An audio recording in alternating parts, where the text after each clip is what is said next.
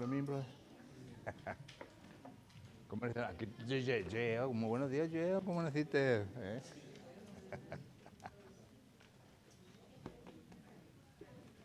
Muy buenos días tengan cada uno de ustedes. Sí, está prendido. Tengan cada uno de ustedes hoy en esta mañana, hermanos y amigos que nos visitan en esta ocasión. Nuevamente tenemos a Marcos que nos está visitando. Bienvenido, Marcos.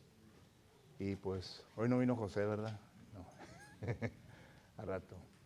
Pero gracias a todos ustedes que nos están visitando hoy en esta ocasión. Esperamos que si acaso tienen alguna pregunta o comentario concerniente a lo que vamos a estar estudiando, que la hagan saber y que la situación bíblica. Muy bien. Antes de empezar hoy en esta mañana, quiero decirles que las clases que estamos llevando los domingos por la tarde, hermanos, el próximo mes las voy a cambiar a Carta de Juan. Pero quiero terminar con el capítulo 4 que hemos empezado a estudiar. Y luego quiero empezar el capítulo 5. Si no me queda tiempo hoy en la tarde, lo empiezo el próximo mes. Pero la razón en por qué lo quiero empezar el domingo en la mañana, y lo digo esto para ustedes, quien yo sé bien que quieren aprender el versículo en memoria y lo quieren tener y lo quieren dar, ¿verdad? Lo vamos a cambiar para el domingo en la mañana porque después de que terminemos con las cartas de Juan, vamos a empezar el libro de Apocalipsis. Y el libro de Apocalipsis no va a ser estudiado como lo hemos estado estudiando las cartas de Juan.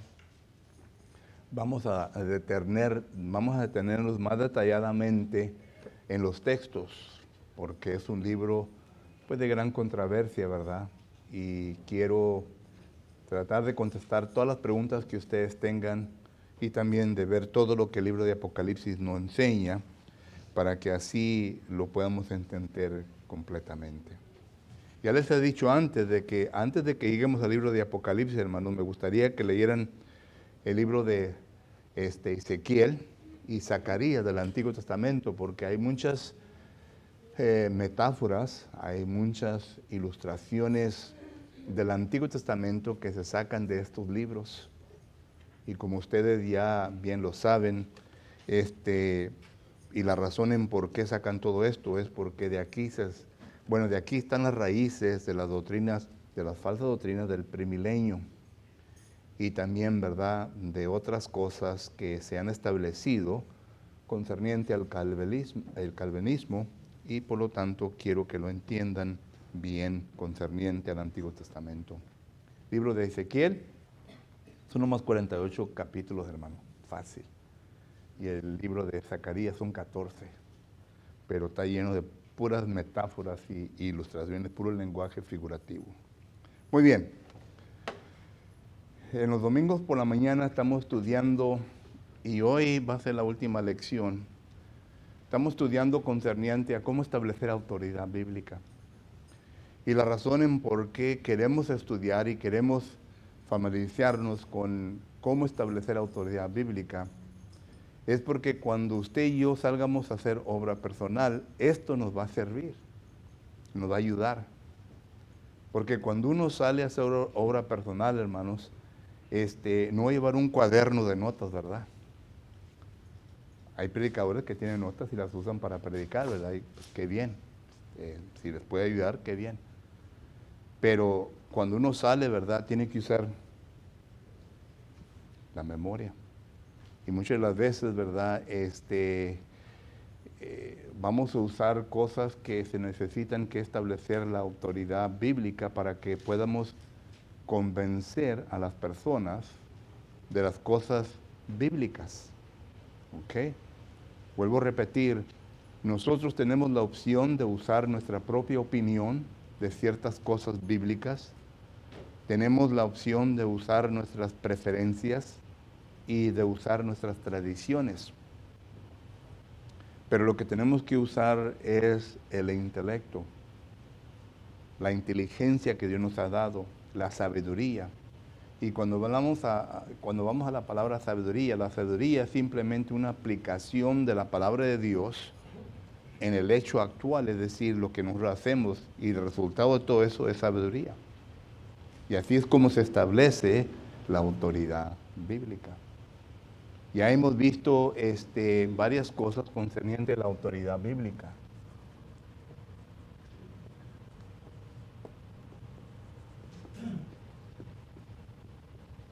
Okay. Primeramente hemos visto concerniente al mandamiento directo.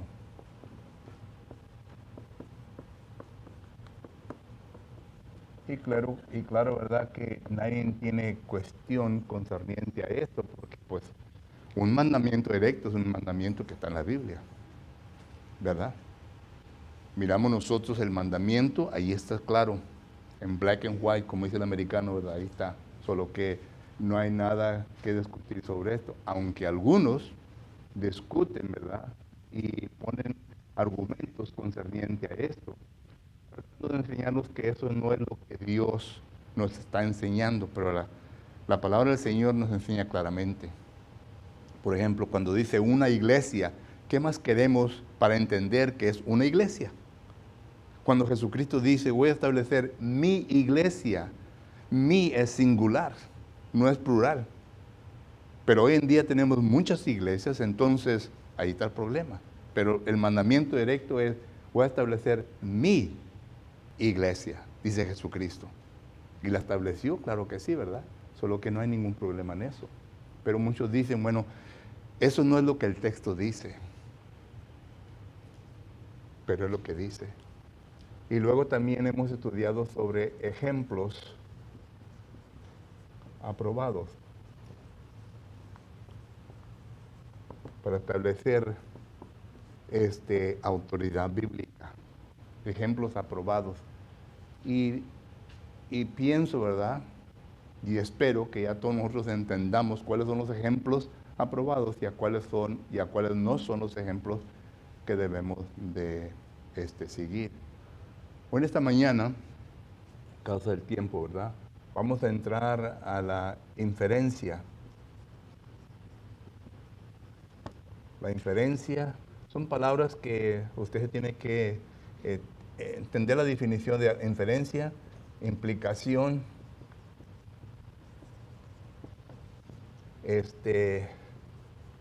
deducción o deducir,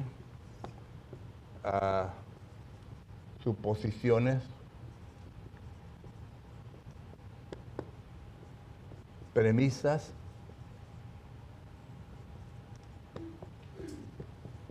silogismo. Ahora, yo sé bien que quizás estas palabras no las venga a usar, pero son palabras que deben entender qué es lo que se refieren, porque esto es lo que viene a establecer la autoridad bíblica cuando hablamos concerniente a la inferencia. A la inferencia. Por ejemplo, vamos a Hechos capítulo 17. Vamos a Hechos capítulo 17, son versículos que usamos en la obra personal. Hechos capítulo 17, versículo 31. Dice, por cuanto ha establecido un día en el cual juzgará al mundo con justicia por aquel varón a quien designó, dando fe a todos que con haberles levantado de los muertos. Y el versículo 30 es el que quería leer, ¿verdad? Qué bueno que leí el 31. Versículo 30 dice, pero Dios, habiendo pasado por alto los tiempos de esta ignorancia, ahora manda a todos los hombres en todo lugar que se arrepientan. ¿Ok? Vamos a usar primeramente esto, el silogismo. Y las premisas, ¿verdad? Las premisas. Premisa número 1. Le pongo aquí premisa mayor. ¿Cuál es la premisa mayor ahí en el versículo 30? Estamos estudiando Hechos, capítulo 17, versículo 30. La premisa mayor es que todo hombre se arrepienta.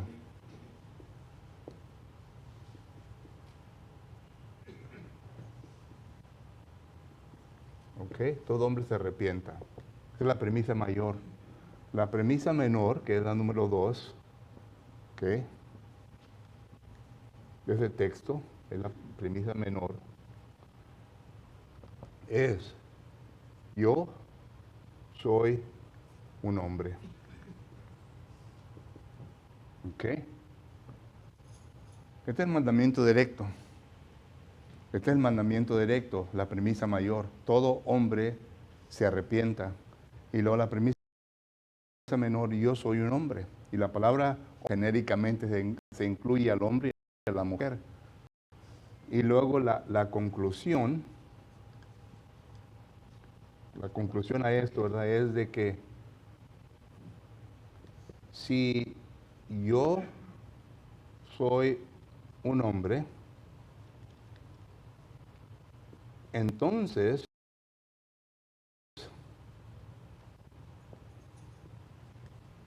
tengo que arrepentirme.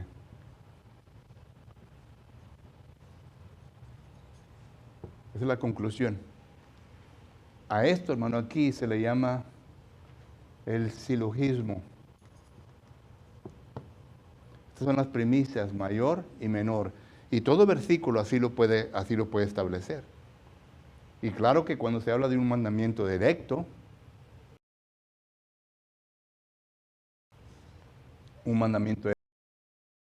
entonces esto es lo que estamos tratando de establecer.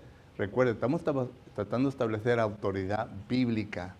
No lo que yo creo, no lo que yo pienso, sino que todo hombre se debe de arrepentir, es lo que el texto dice.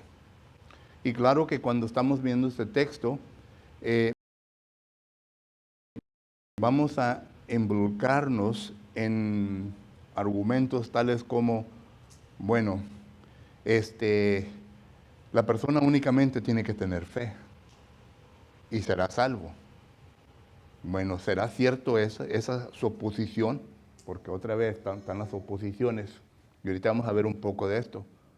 Entonces, por eso establecemos este silogismo con sus premisas para que podamos entender de que la fe no es la que salva al hombre, sino que el arrepentimiento lleva al hombre a una salvación, pero tenemos que hacerlo por medio de este estudio, de estos argumentos. ¿Ok? Y claro que está el bautismo es el que nos quita los pecados y vamos a hablar más de esto. Solo que entonces, si yo soy hombre, entonces tengo que arrepentirme. Y la pregunta que hacemos aquí, ¿verdad? Es: ¿será el arrepentimiento lo único que tengo que hacer para encontrar la salvación? Porque es lo que estamos apuntando a la salvación del ser humano. Pero lo tenemos que hacer por medio de silogismos. Pero presento este versículo para que podamos ver la definición de las premisas y el silogismo. Este es el silogismo, estas son las premisas: la premisa mayor, la premisa menor, y claro que puede tomar cualquier otro versículo, hermano, y quebrarlo así, llegar a la conclusión para que podamos ver lo que es correcto. Ahora, entonces miramos nosotros, pregunta o comentario de esto. Fácil, ¿verdad? Ok. Vamos ahora a ver las suposiciones. Ok.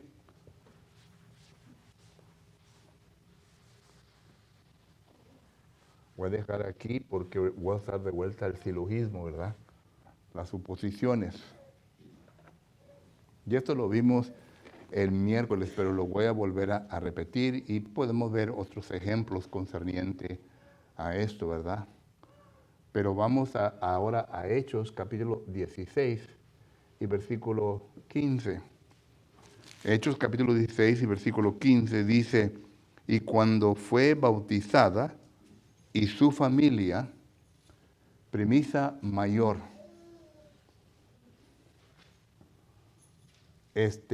Lidia fue una mujer casada. ¿Ok? Premisa menor. Lidia fue una mujer casada, por lo tanto, Lidia tuvo hijos y entre los hijos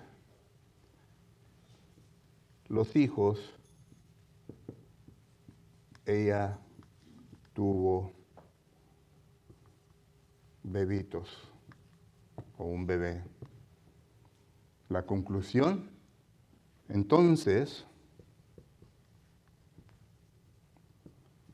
un bebé se puede bautizar.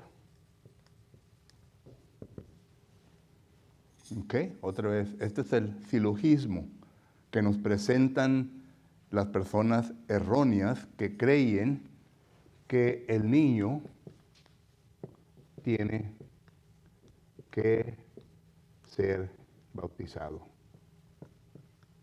¿Ok? Y aquí es donde se consiguen a los compadres y lo llevan a la iglesia, ¿verdad? Y los bautizan y etcétera, etcétera, solo que todo. Pero de ese es el texto que usan. Y esto es el silogismo que presentan. Lidia fue una mujer casada. Por lo tanto, si Lidia fue una mujer casada, entonces tuvo hijos. Y entre los hijos que ella tuvo bebitos. Entonces, el texto nos enseña que Lidia y su familia fueron bautizadas. Esto quiere decir entonces que el bebé se puede bautizar. Pero hermanos, todo esto es una que le nombran una suposición. ¿Ok? Una suposición. Assumption es en inglés. They're assuming that this is what the text is teaching. Están asumiendo lo que el texto enseña. ¿Por qué? Porque en ninguna parte en la Biblia vamos a ver nosotros esto. Otra vez, para que la persona pueda bautizarse, ya se ha establecido bíblicamente que hay varias advertencias, ¿verdad? Que la Biblia nos enseña que Jesucristo establece, que se considera el plan de salvación. Y las advertencias es primeramente debe oír. Las advertencias es de que debe de existir fe. Fe. Debe de arrepentirse. Debe de confesar. Y debe de ser bautizado. Esto es lo que la Biblia enseña. No es cuestión de nosotros. Esto lo enseña Juan capítulo 8, versículo 24. Esto lo enseña Hebreos capítulo 11, versículo 6. Y también Romanos 10, 17. Esto lo enseña Lucas capítulo 13, versículos 3 y 5. Esto lo enseña Mateo capítulo 10 y versículos 32 y 33. Esto lo enseña Mateo capítulo 28, versículo 19. Marcos capítulo 16 y versículos 15 y 16. Lucas capítulo 24, versículo 44 en adelante. Esto lo enseña Hechos capítulo 2, versículo 38. Primera de Pedro capítulo 3, versículo 21. Y le pongo etcétera porque toda la Biblia está ahí saturada, ¿verdad? De todo esto. Solo que estas son las advertencias, es el plan de salvación. Y la Biblia nos enseña, ¿verdad?, concerniente a esto. Concerniente a un bebé, miramos nosotros, primeramente, ¿verdad?, en Eclesiastés, capítulo 7, versículo 29, que el hombre es creado sin pecado. Y miramos nosotros que Jesucristo dice en Mateo capítulo 18, y versículo que es del 3 al 5, dice, dejad los niños venir a mí porque de ellos es el reino de los cielos. Un pecador no entra al reino de los cielos. Y lo vuelve a repetir en Mateo capítulo 19, versículos 13 y 14. ¿Ok? Entonces, eso es lo que la Biblia enseña. Entonces, miramos nosotros también en Génesis capítulo 8, versículo 21, que el pecado entra cuando el niño es joven, no cuando es un bebé. Solo que todos estos versículos están en contra lo que se establece como suposición de parte de algunos concerniente a esto. Solo que esto es lo que quiero decir cuando digo suposiciones. Son assumptions que hace la gente, que la gente dice, ¿verdad? Otra suposición, ¿verdad? El catolicismo, y perdón que si acaso se ofende por mencionar nombres, la Biblia menciona nombres, los fariseos, los saduceos, los helenistas, los escribas, solo que no hay nada mal en mencionar nombres religiosos. Pero los católicos dicen que ellos son la única iglesia verdadera, que lo prueben. Porque la Biblia no enseña nada de eso. Que lo prueben. Son suposiciones. El Pentecostés enseña que su Biblia es la verdadera. El Bautista enseña que la iglesia de Dios es la verdadera. El Testigo de Jehová enseña que la iglesia de Dios es verdadera. Los mormones enseñan que la iglesia de Dios es verdadera. Que lo prueben. Que lo prueben bíblicamente, porque son solamente suposiciones. Y claro, ¿verdad? Que para probar esta suposición de ellos, tienen que ir a los versículos que hablan de la iglesia de Cristo. Tienen que regresar primeramente a 1 de Pedro, capítulo 1, versículo 18 en adelante, dice, mira, la iglesia estaba en la mente de Dios en la eternidad, pero ¿cuál iglesia? Tienen que ir a Génesis capítulo 2, versículo 44, dice, en los días de estos reyes, el Señor establecerá su reino. ¿A cuál reino? Jesucristo dice, estableceré mi iglesia. Usan los mismos versículos, pero ¿cuál iglesia? No son la de Dios. Esto es solamente suposición de parte de ellos. Por eso es de que uno tiene que establecer todo esto, ¿verdad? Para que ellos miren eso, porque la gente con la cual usted va a tratar, hermanos, son gente que se le ha enseñado por años concerniente a las oposiciones y ya se les ha embebido en su mente, ya lo han aceptado como verdad. Pero lo que queremos hacer es probar esa verdad de ellos contra la palabra del Señor a ver si acaso es correcto. Es lo que estamos tratando de hacer. Por eso a nosotros, ¿verdad? Se nos juzga que nos gusta pelear. No nos gusta pelear, nos gusta traer las evidencias a la cara de todos para que así miremos qué es lo que es correcto y qué es lo que no es correcto.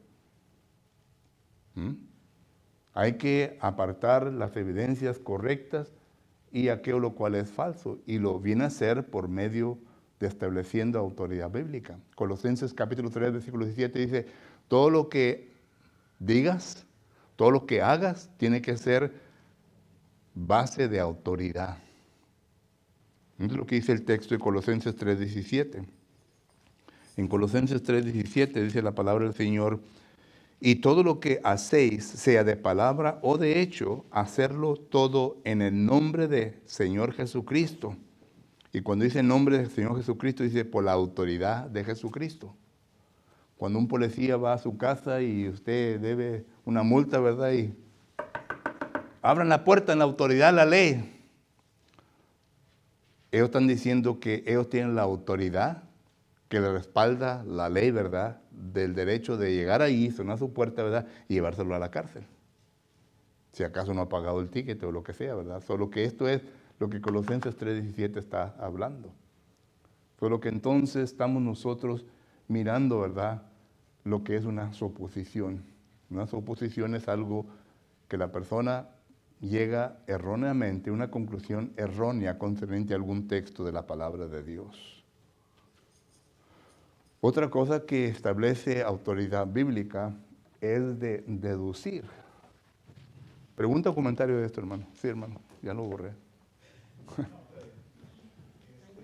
es importante, hermano, analizar las Sagradas Escrituras, estudiarlas correctamente, para no sacar un texto fuera de contexto. Así es. El exégesis correcto de la palabra de Dios nos ayuda bastante para entender el texto, puesto que no en todos los textos nos dice exactamente la definición completa, ¿verdad? Entonces, sí, en el caso de Lidia, también se le puede llamar, lo que pasó ahí es una metonimia, lo que quiere decir que fue bautizada de su familia. Pero al ser bautizada, tenía que haber obedecido el Evangelio, los 5 pasos. Pero como no menciona bautizada, es una parte por el todo. Estudiando cuidadosamente el texto y haciendo un buen estudio de la Biblia, nos damos cuenta que obedeció los 5 pasos. Para eso tenía que haber sido adultos. Así es. Al decir su familia, incluía familia adulta. Así es. Para haber podido obedecer eso. Así es. Y esto es donde viene la inferencia, ¿verdad? La aplicación que no mencionamos ahí, ¿verdad? Y qué bueno que lo trajo, ¿verdad? Porque para allá iba, pero esto es la inferencia. No menciona todos los 5 pasos, pero venimos a inferir, venimos a implicar de que Lidia hizo todos sus pasos porque la Biblia nos enseña.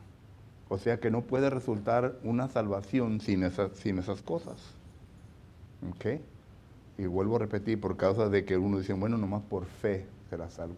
Hermano, Epi. Un texto, hermano, que sacan fuera del contexto, hablando del bautismo, Levítico dice Salmo 51:5. Dice David, he aquí en maldad he sido formado y en pecado me concibió mi madre. Y se apoyan en este texto, por eso es importante, dice menos bautizar los bebés porque no nacen de pecado, nacen con pecado. Ujú. Aquí realmente es un texto fuera de contexto, porque si vamos al versículo 1, 2, 3 y 4, es el remordimiento de David, es una oración de arrepentimiento. Tan mal se sentía David por lo que iba hecho con Betsabé, que fue una oración, le daba súplica ante Dios. Sí, Así se sentía él, sí, no que casi nada de David. sí. Esto es un texto, hermano, que sacan fuera de contexto y nomás quería compartir, por si acaso, Correcto. ¿por qué no bautizan ustedes de Cristo? Ya. Hay apoyo bíblico, me parece. Y fue concebido en pecado. ¿Cuál fue el pecado? El adulterio. Fue concebido en pecado de adulterio. Ahora, ¿recuerdan cuando David se estaba bañando la mujer, verdad? Y David la vio, le llamó, estuvo con ella y luego le manda a decir que está embarazada, ¿verdad? Eso fue que el primer bebé. ¿Qué le pasó con el primer bebé? Murió. El segundo.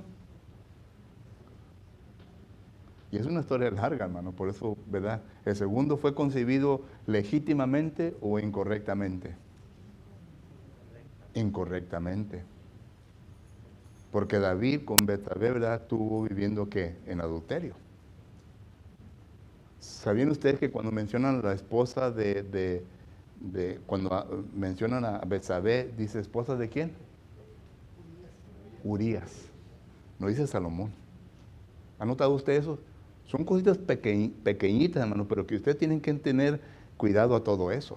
No dicen esposa de David, dice esposa de Urías.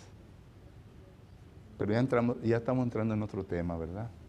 Solo que ahí lo dejo. Pero gracias, hermanos, por traerlo, porque el pecado fue adulterio. No fue que el niño nació con pecado, sino que vino a ser concebido en pecado, y el pecado fue el adulterio.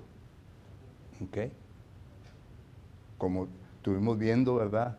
Hace tiempo atrás, concerniente a esto, y yo sé bien que, y no me estoy cargando en contra de las mujeres, hermano, pero hay mujeres, ¿verdad?, que han tenido relaciones sexuales fuera del matrimonio sin que el esposo nadie lo sepa, y han salido, han salido en cinta, y el niño ha nacido, y nadie sabe, ¿verdad? Ni aún el padre sabe que no es hijo de él.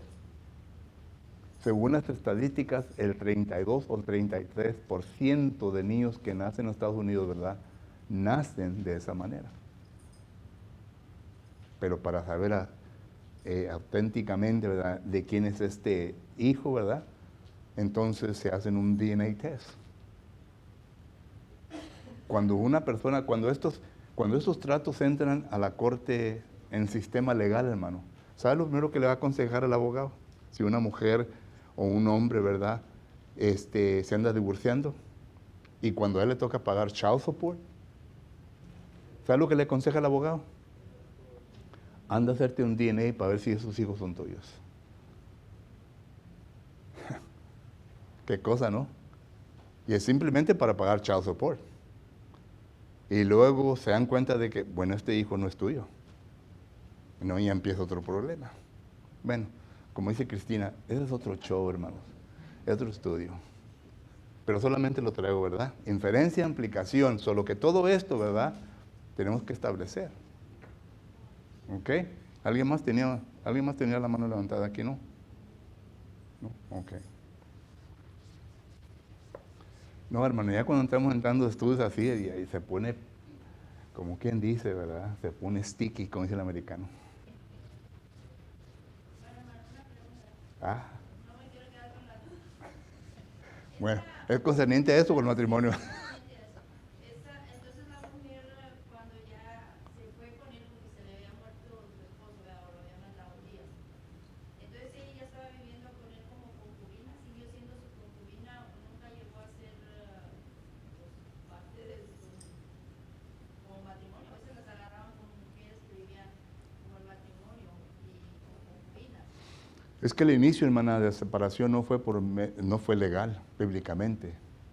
El inicio, y es lo que se trata.